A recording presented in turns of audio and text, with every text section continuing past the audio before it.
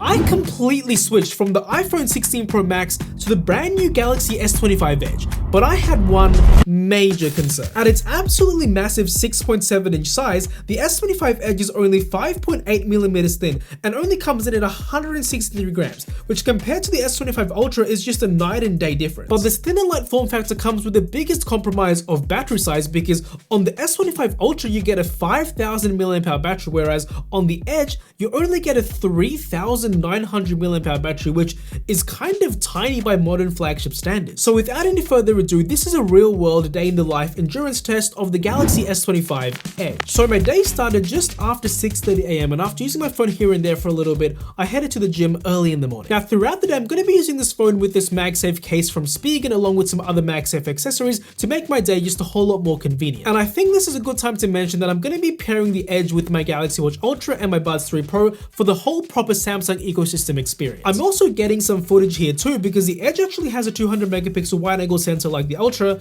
which is pretty good in everyday usage. But the zoom capabilities are a bit lacking because there's no dedicated zoom lens whatsoever, so your reach is going to be digital only, which is a bit of a bummer. I managed to get a bit more footage here and there, but to be completely clear, I am not a vlogger, so I don't know what the hell I'm doing.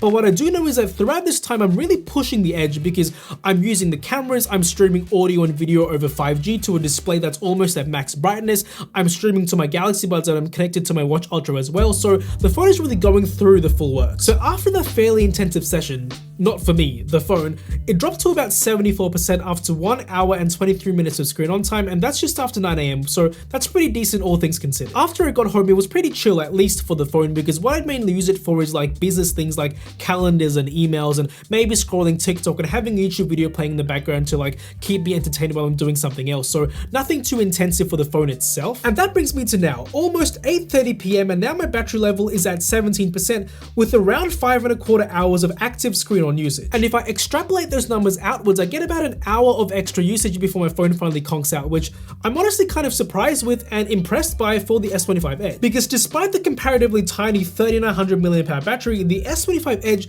will last a whole day with like moderate usage if you're not addicted to your phone. Now, if I had spent more time outside with 5G coverage and been using the cameras more, the phone would have died much earlier, but I wasn't doing that. So under normal usage, the phone definitely does last a whole entire day.